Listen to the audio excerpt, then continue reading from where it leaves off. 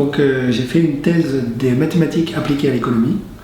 Après la thèse, je suis parti au Tchad, en Afrique, pour travailler comme professeur de mathématiques et de physique dans un collège jésuite au sud du Tchad, dans la ville de Sarre. Et quand je suis rentré d'Afrique, après 2 ans, où j'avais travaillé avec les enfants de la rue, les bambini de la strada, et puis dans une prison, j'ai voulu devenir jésuite. Donc j'ai demandé à rentrer dans la compagnie. Et à ce moment-là, mon père est mort, et le maître des novices m'a dit « Il faut que tu t'occupes de ta maman, de ton frère, de ta famille ». Donc j'ai attendu 5 ans. Pendant ces 5 années, j'ai travaillé comme chercheur en économie, et puis comme ingénieur quantitatif, mathématicien, dans les banques privées.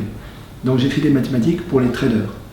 Là, on m'a proposé un poste de trader à New York, que j'ai refusé, pour pouvoir enfin devenir jésuite.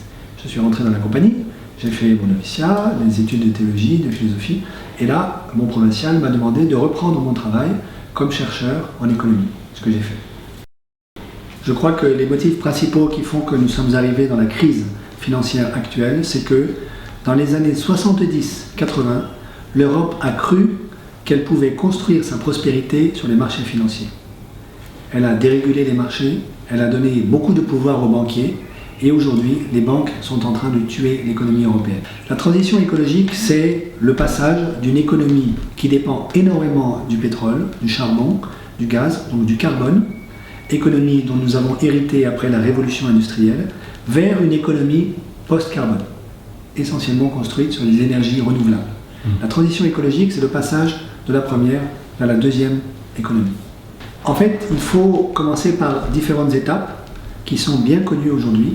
La rénovation thermique des bâtiments, ensuite la mobilité verte, donc beaucoup moins d'avions, beaucoup moins de voitures à moteur, des voitures électriques, du train, la bicyclette, et puis une industrie et une agriculture verte, respectueuse de l'environnement. Donc ces 3 étapes-là sont obligatoires. En France, il y a des scénarios de transition énergétique. Je ne sais pas s'il y en a en Italie, mais chaque pays devrait mettre en œuvre un scénario de transition énergétique adapté à son économie. Probablement, nous n'aurons plus la croissance du PIB, du PIB, que nous avons connue après la Seconde Guerre mondiale. Ça me semble impossible. En revanche, nous devons nous préparer à avoir une prospérité différente, à vivre plus lentement, à ne pas prendre l'avion tous les 15 jours et à avoir un rythme de vie plus sain, plus en accord avec la nature. Et ça, au fond, c'est un progrès. Moi, je crois que l'Église peut jouer un rôle fondamental dans la transition écologique parce que le respect d'une création fragile qui nous a été donnée par Dieu et dont nous avons le soin, la responsabilité, ça fait partie de l'Évangile. Et donc, nous, les chrétiens, je crois, nous avons une responsabilité particulière à travailler dans la transition écologique. On ne peut pas être chrétien, célébrer l'Eucharistie, les fruits de la terre et du travail des hommes, le pain et le vin dans lequel Dieu se donne à nous, si on ne respecte pas la création, c'est pas possible. C'est juste impossible. Et donc, les chrétiens doivent s'engager dans la transition écologique et l'Église doit accompagner, inspirer cet engagement politique, social dans la transition écologique. Moi, je crois que le pape François a fait un travail extraordinaire avec l'encyclique Laudato Si, qui a projeté l'Église catholique comme institution d'avant-garde de la transition écologique au niveau de la communauté internationale. Donc c'est absolument extraordinaire. Maintenant, il faut que, au niveau du terrain, à la base, dans les paroisses, dans les diocèses, l'Église s'empare du sujet de la transition écologique et aide les chrétiens et les non-chrétiens à s'organiser pour avoir des biens communs, partager, organiser une économie circulaire, arrêter de jeter, d'avoir des déchets comme on en a beaucoup aujourd'hui en Europe.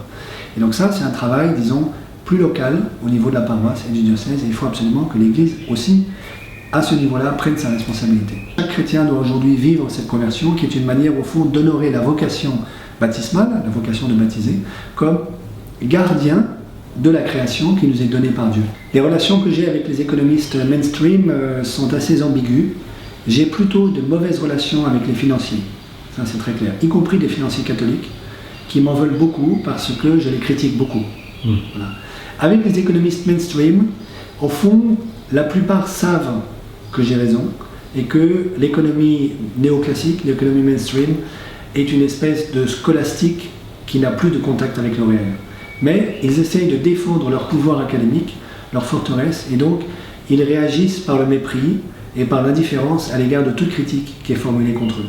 Ils ont exactement la même attitude que, par exemple, les grands idéologues marxistes de l'époque de Brejnev en Union soviétique, ou bien encore, peut-être on pourrait dire, la néoscolastique à la fin du 19e siècle en Europe, où vous aviez des brillants intellectuels qui faisaient de la scolastique comme une machine intellectuelle qui n'avait plus de rapport avec le réel.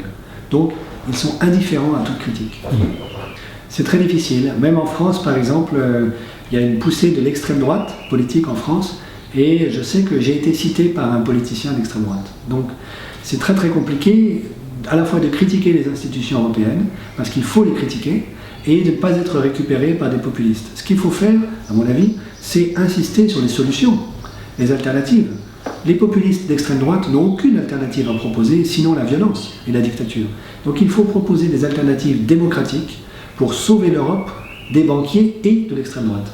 Je pense que c'est un très mauvais traité qui vise en fait à détruire la souveraineté de l'État, dans la mesure où le traité transatlantique va autoriser des investisseurs privés à faire un procès à un État si celui-ci veut passer une loi qui est défavorable à l'investisseur.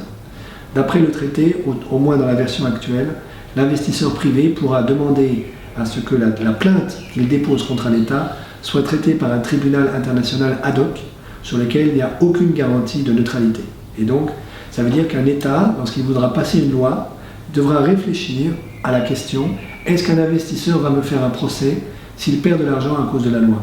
Et donc ça veut dire que les lois ne seront plus décidées par le peuple, qui élit les gouvernements, mais par les investisseurs privés, par exemple par les entreprises nord-américaines. Ça, c'est inacceptable, parce que c'est la fin de la souveraineté de l'État. C'est la fin du traité de Westphalie, 1648 en Europe, qui a ouvert la modernité de l'État-nation. C'est ça qu'on est en train de casser avec le traité transatlantique. Et ça, c'est juste inacceptable. Le Parlement italien doit refuser de signer ce traité. Ce traité ne peut pas être imposé par l'Europe sans que les parlements de chaque nation signent le traité. Et donc il faut refuser de le signer. Au nom de la souveraineté de l'État, italien, français, etc. Les villes en transition peuvent être les grands acteurs de la transition écologique de demain. Parce que beaucoup d'États sont coincés à cause du système bancaire, qui est très hostile, et à cause d'une classe politique qui n'est pas très compétente.